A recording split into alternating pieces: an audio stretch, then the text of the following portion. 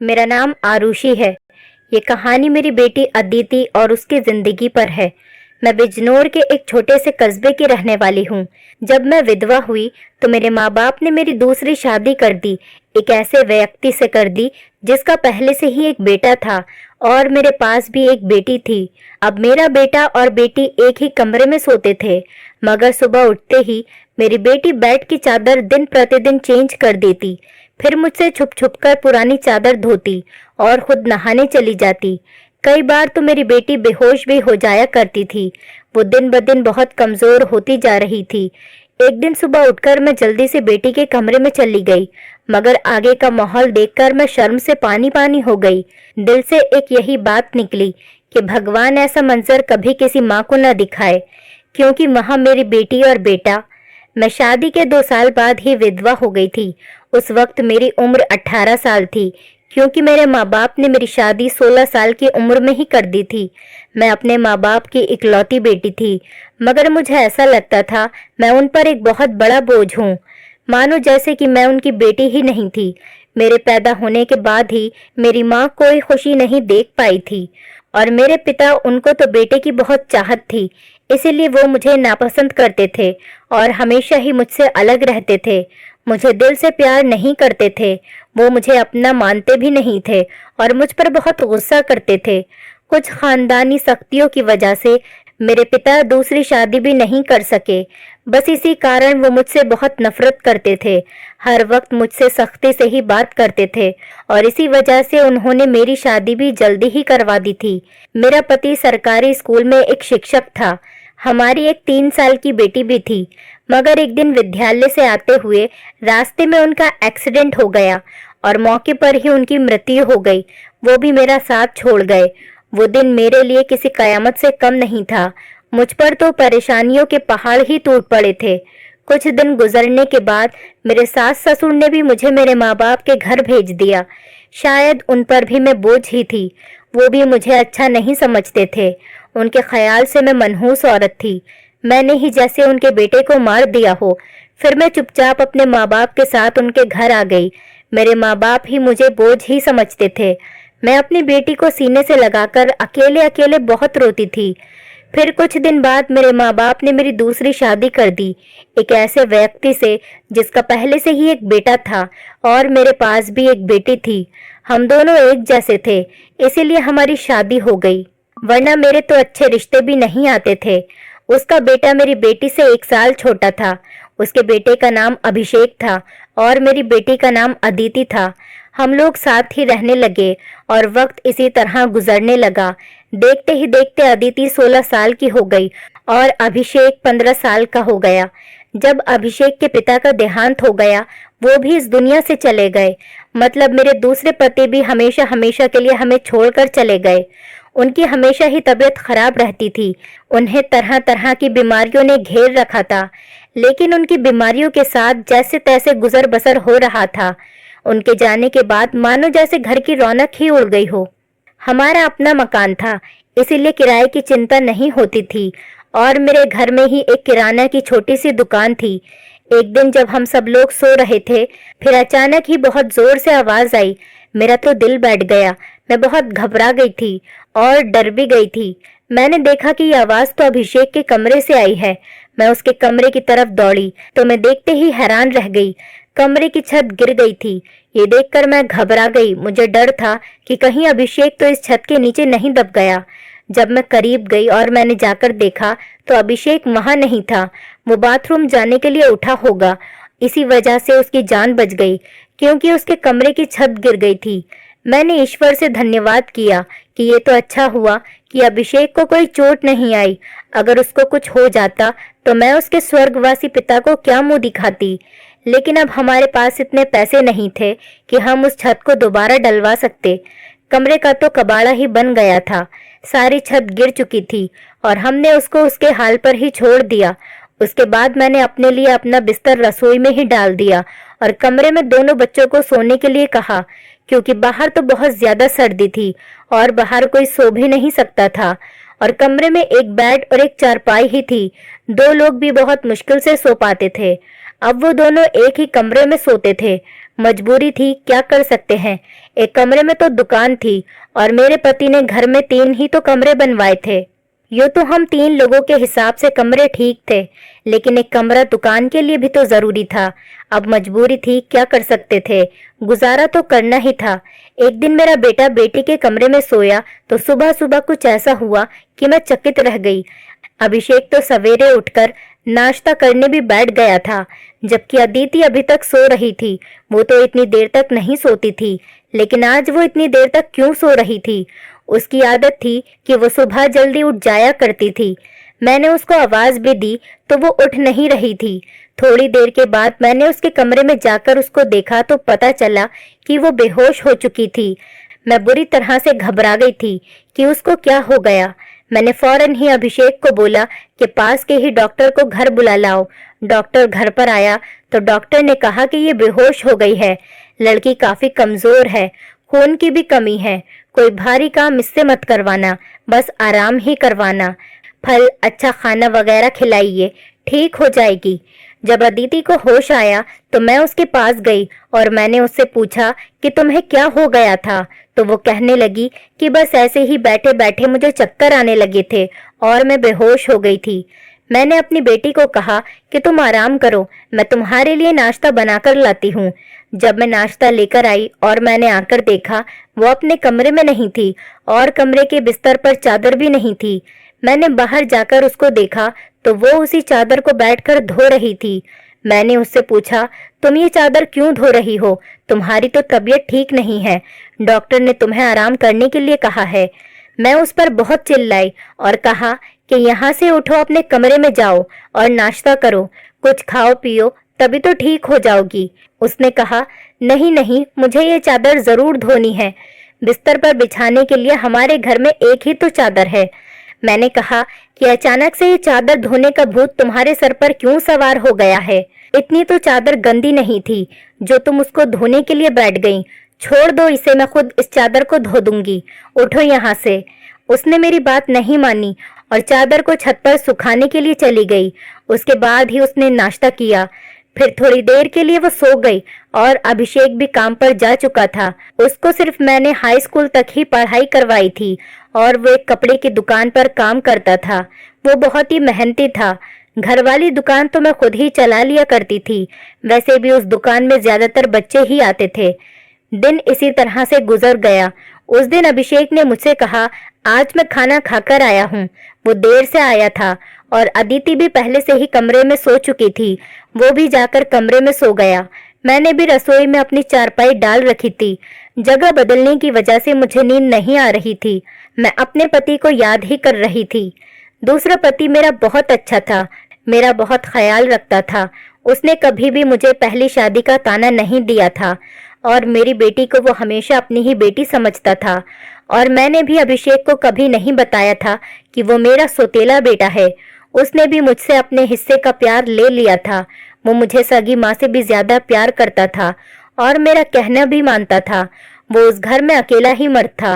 वो हमारा इकलौता ही सहारा था, वरना हम 2 औरतें कहाँ जाती। काम भी अच्छे तरीके से कर रहा था।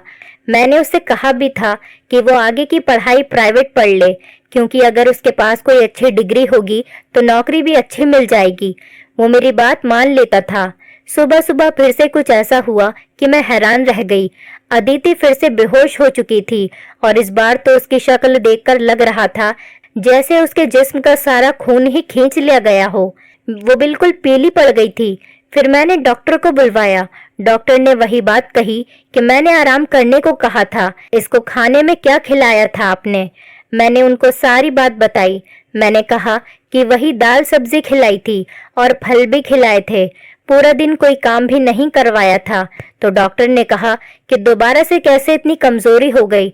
आप इस बात को सीरियस लीजिए, नहीं तो आपकी बेटी की जान को खतरा हो सकता है, क्योंकि इस तरह से अचानक बेहोश हो जाना और कई घंटों तक बेहोश रहना कोई मामूली बात नहीं। डॉक्टर ने सख्ती से सारी बात बताई और कुछ देर बाद वो चले गए। फिर जब अदिति को होश आया तो मैंने उससे कहा कि तुमने फिर से अब कोई काम किया तो मुझसे बुरा कोई नहीं होगा। लेकिन थोड़ी देर बाद जब मैं उसके कमरे में दोबारा गई तो मैं ये देखकर हैरान हो गई कि वो क्या कर रही है। वो तो फिर से बेड की चादर को धो रही थी। इस बार मैं उसे दूर से देख रही थी, क्योंकि जो भी वो कर रही थी वो सब कुछ मामूली नहीं था। वो बेहोशी से उठकर चादर को धोना शुरू कर देती थी। ये सब क्या हो रहा था? वो ये सब क्यों कर रही थी? जब से मेरे बेटे ने उसके कमरे में सोना शुरू किया था तभी से वो ऐसा कर रही थी, और बेहोश भी तभी से हो रही थी। अभिषेक उसके लिए था तो सौतेला भाई, लेकिन बचपन से दोनों एक साथ ही पले बड़े हैं। उन दोनों में तो सगे भाई बहनों जैसी मोहब्बत थी। फिर ऐसा क्या हो रहा था? मेरी बेटी की तबीयत दिन ब दिन क्यों खराब होती जा रही थी? मैं रोती और सोचती रहती कि ये सब कुछ क्या हो रहा है। एक औरत कमजोर तब होती है जब वो बच्चे पैदा करती है, तो उसके अंदर बिल्कुल भी ताकत नहीं रहती। लेकिन जवान लड़कियां यूं बेहोश होने लगे, ये तो कोई नॉर्मल बात नहीं थी। दूसरे ही दिन उसने चादर धोकर छत पर सुखाई।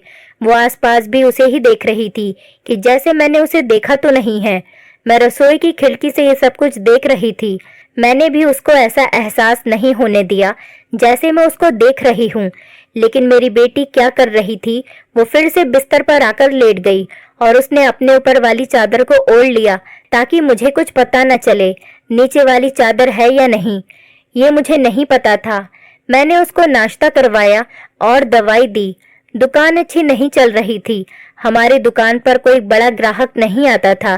सिर्फ बच्चे ही गोलियां और टॉफियां लेने आते थे, जो 5-10 रुपए देकर चले जाते। इसी तरह से तो काम नहीं चलने वाला था। मैं बहुत परेशान थी, लेकिन ये बात मैंने अपने बच्चों को कभी नहीं बताई। अभिषेक को भी कुछ नहीं बताया, क्योंकि वो पहले से ही नौकरी कर रहा था। अब अगर ऐसे में ये बात बता देती तो वो और भी ज्यादा परेशान हो जाता।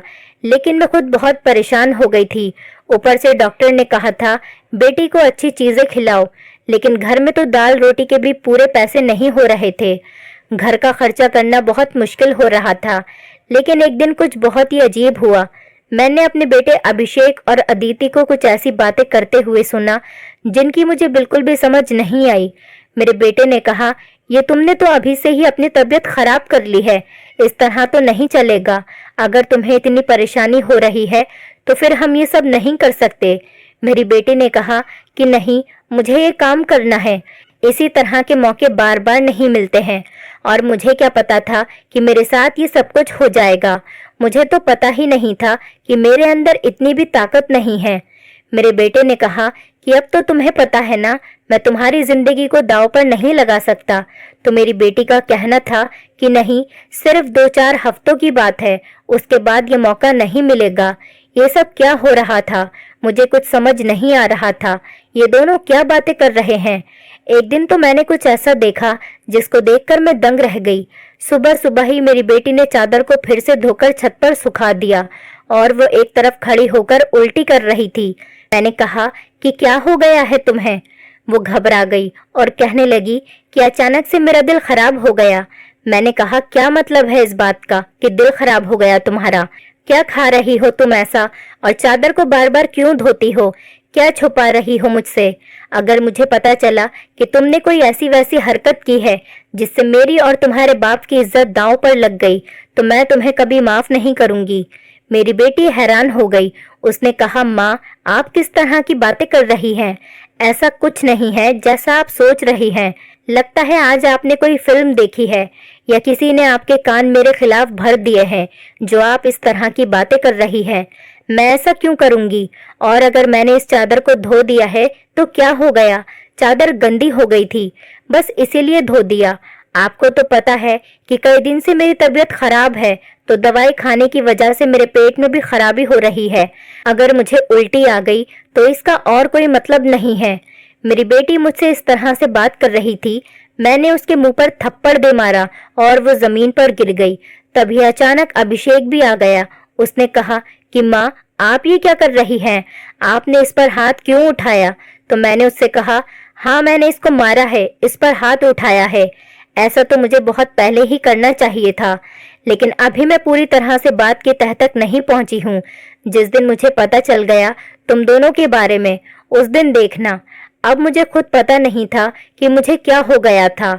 मेरे दिल में जो बात आ रही थी मैं वही बोलती जा रही थी जो कि मुझे इस तरह नहीं करना चाहिए था। रात को अचानक मेरी आंख खुली और मैंने देखा कि मेरे बच्चों के कमरे की लाइट जल रही थी। उस वक्त वो क्या कर रहे थे? उनको तो इस समय सो जाना चाहिए था और मुझसे तो शाम को कह रहे थे कि आज हम जल्दी सो जाएंगे। मैं जब कमरे के करीब गई तो वो ना सिर्फ जाग रहे थे बल्कि बातें भी कर रहे थे। किसी बात पर बहुत ज्यादा खुश हो रहे थे। मेरा बेटा कह रहा था कि तुम बहुत खुशकिस्मत हो, तो बेटी कहने लगी कि हाँ, खुशकिस्मत तो मैं हूँ, लेकिन अभी कल फिर से जब मेरी तबीयत खराब होगी तो माँ मुझे देखकर बहुत परेशान हो जाएंगी। कब तक ऐसा झूठ बोलेंगे? बेटा बोला, बस कुछ दिन और कर लेते हैं, फिर सब कुछ ठीक हो जाएगा। मैं उनकी बातें सुनकर हैरान रह गई। आज मुझसे रहा नहीं गया। मैंने कमरे के दरवाजे को खोलने की कोशिश की तो मैं हैरान रह गई। उन्होंने दरवाजे को अंदर से बंद क्यों किया था? क्या वजह थी दरवाजा अंदर से बंद करने की? वैसे भी अब मौसम बदल रहा था, उनको दरवाजा खोलकर सोना चाहिए था। मैंने दरवाजे पर बार बार दस्तक देना शुरू कर दिया, लेकिन इस तरह से दस्तक देने के बावजूद भी उन लोगों ने दरवाजा खोलने में आधा घंटा लगा दिया। और उसके बाद जब मैंने कमरे में देखा तो उनके अलावा कमरे में कोई भी नहीं था और वो दोनों ऐसी शक्ल बनाकर बैठे थे जैसे नींद से जागे हों। मैंने कहा, इतनी देर में दरवाजा क्यों खोला है? तो कहने लगे, हम सो रहे थे। मैंने कहा कि झूठ नहीं बोला करो, तुम लोग जाग रहे थे और बातें कर रहे थे। उन्होंने कहा कि हम क्यों इस समय जागेंगे और क्यों बातें करेंगे? हमारा कौन सा कल पेपर है जो हम तैयारी करेंगे और जागेंगे? हम लोग तो सो रहे थे। मुझे उन दोनों की हरकतें समझ नहीं आ रही थी। मेरे पास बोलने के लिए कोई शब्द नहीं थे। मुझे उनकी बातें समझ नहीं आ रही थी क्योंकि वो दोनों तो ऐसे ही बैठे थे जैसे नींद से अभी अभी जागे हों। उसके बाद मैंने उनको कुछ नहीं कहा और वहां से चली गई। लेकिन मैं सोचती थी कि कोई ना कोई गड़बड़ तो जरूर है। मैं ये देखकर हैरान रह गई। एक दिन मेरी बेटी के बाजू में नील के निशान भी थे। ये तो जख्म के निशान थे। मुझे समझ नहीं आ रही थी कि उसे क्या लगा था। मैंने उससे पूछा तो उसने कहा कि छुरी लगी है, लेकिन छुरी तो उंगली पर लगती है, बाजू पर नहीं। मेरी बेटी कोई ना कोई बात ऐसी है जो मुझसे छुपा रही थी।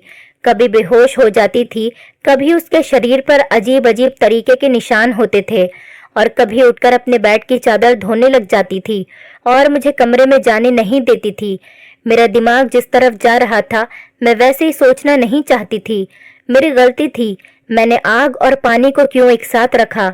मुझे ऐसा नहीं करना चाहिए था। मैंने सोच लिया कि मुझे अब क्या करना है। जवान लड़का और लड़की को मुझे एक साथ एक ही कमरे में नहीं सोने देना चाहिए था। गलती तो मेरी ही थी। मुझे इन सब बातों का ध्यान रखना चाहिए था। अभिषेक था तो अदिति का सौतेला ही भाई। नियत बदलते देर नहीं लगती। जवानी की इस उम्र में बच्चे बुरी संगतों में पड़ ही जाते हैं। सगा भाई तो सगा होता है और सौतेला भाई सौतेला। तो फिर मैं कैसे सौतेले भाई बहन को एक साथ एक ही कमरे में सुला रही थी? ये मेरी ही गलती थी।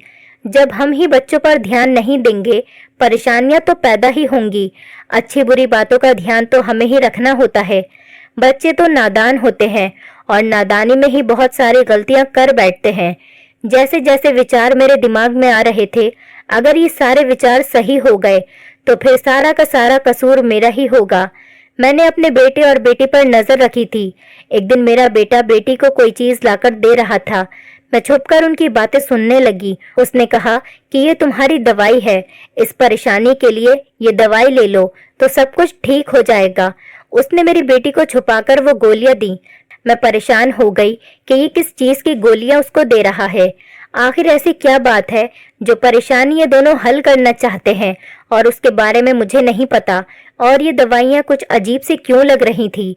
मेरी बेटी ने भी वो दवाइयां फौरन से पकड़ ली और उनको अपने दुपट्टे के पल्लू में छुपा लिया। बेटे ने कहा कि रात को सोने से पहले खा लेना, तो फिर अगले दिन तुम बेहोश बिल्कुल भी नहीं होगी। और 2-3 दिन तक तो मेरी बेटी वाकई बेहोश नहीं हुई थी, लेकिन उसके बाद शायद उसकी वो गोलियां खत्म हो गईं और एक दिन बाद फिर से मेरी बेटी बेहोश हो गई थी। मेरा बेटा भी घर पर नहीं था, इसीलिए मैंने आज फायदा उठाने के बारे में सोचा। मैंने वो चादर बहुत ही होशियारी से बेटी के नीचे से खींच ली और उसको तरीके से तय करके अपने कमरे में ले आई। मुझे खोलकर देखना था कि इस पर ऐसा क्या लगा होता था जिसकी वजह से मेरी बेटी सुबह उठते ही उसे धोना शुरू कर देती थी और यहाँ तक कि अपनी बीमारी का भी ख्याल नहीं करती। जब मैंने चादर को खोलकर देखा तो पहले तो मुझे कुछ नजर नहीं आया, लेकिन जब मैंने ध्यान से देखा तो ये देखकर मैं हैरान रह गई कि उस चादर पर सफेद सफेद बाल थे और पूरी चादर बालों से भरी हुई थी। मुझे समझ नहीं आई ये किस चीज के बाल हैं, क्योंकि ये बाल बिल्कुल सफेद और छोटे छोटे बाल थे। मैं हैरान हो गई, लेकिन मुझे ये बात समझ नहीं आई। मैं सोचती रही कि ये सब कुछ क्या हो रहा है। मैं बेटे और बेटी की हरकतों पर नजर रख रही थी, इसलिए सारा कुछ अपने दिमाग में सोच रही थी, लेकिन मैं किसी नतीजे पर नहीं पहुंची थी। तब तक मेरी बेटी को ये पता चल ही गया कि चादर मैंने देख ली है, तो वो मेरे पास आकर बैठ गई और कुछ अजीब सी घबराई हुई नजर आने लगी। उसके बाद मैंने उससे पूछ लिया कि क्या बात है, क्यों परेशान लग रही हो। तो उसने कहा कि माँ, वो चादर कहाँ है। तो मैंने उससे कहा कि वो तो मैंने धोकर डाल दी है। ये कहकर वो मेरे पास से जाने लगी, तो मैंने उसका हाथ पकड़कर उसे रोक लिया और मैंने कहा कि मैं सब कुछ देख चुकी हूँ। उस चादर पर जो भी लगा हुआ था मुझे बता दो, ये सब कुछ क्या है। तुम मुझसे इतने दिनों से क्या छुपा रही हो। मैं बहुत परेशान हो गई हूँ, मेरे दिमाग में बहुत बुरे बुरे विचार आ रहे हैं। वो मेरे पास बैठ गई और फिर मेरी बेटी ने मुझे ऐसी बात बताई कि मेरे कदमों तले से जमीन निकल गई।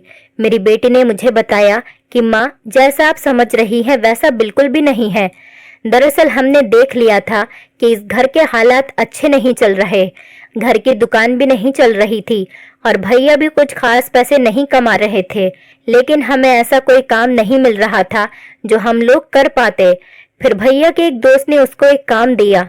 दरअसल उसने कुछ बहुत ही नस्ली किस्म के बिल्ली के बच्चे रखे हुए थे, जो कि 3 से 4 की तादाद में थे, लेकिन उनको संभालना उसके बस से बाहर था। इसलिए उसने हमें उन बच्चों को संभालने का काम दिया और उस काम के बहुत सारे पैसे दिए।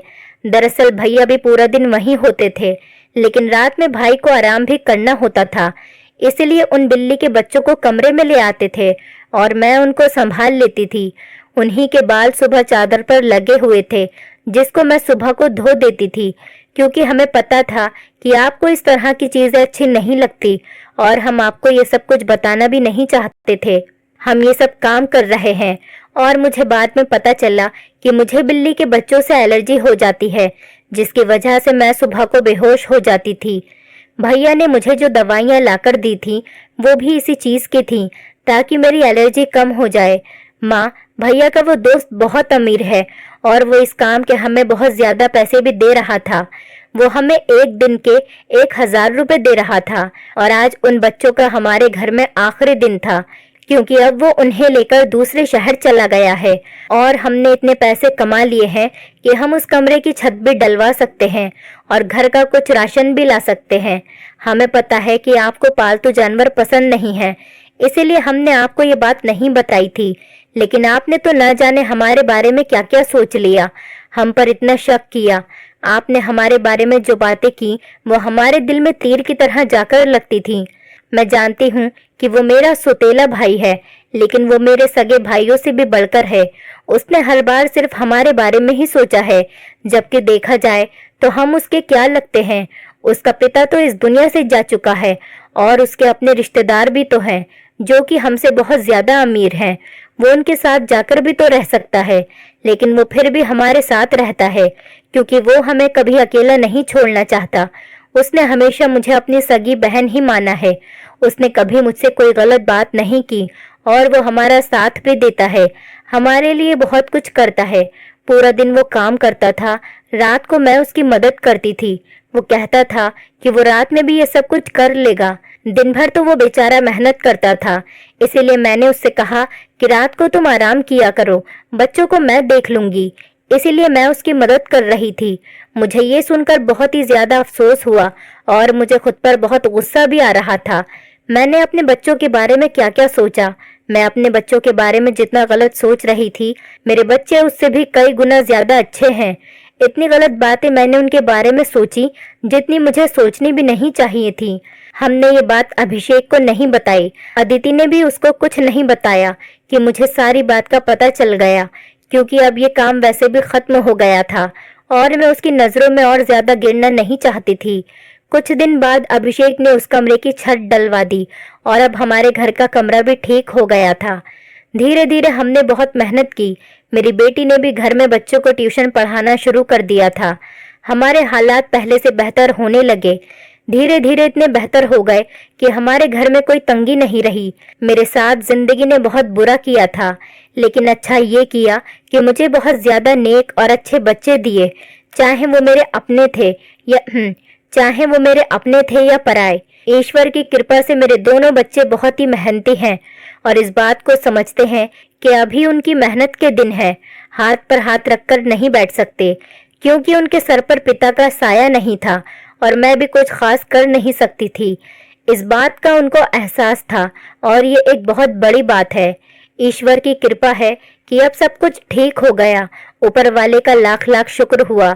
जैसा मैं सोच रही थी वैसा कुछ नहीं हुआ, लेकिन ऐसा हो भी सकता था। अगर ऐसा होता तो मैं कहाँ जाती। बस आखिर में इतना कहना चाहूंगी, जो ऊपर वाला चाहता है होता वही है।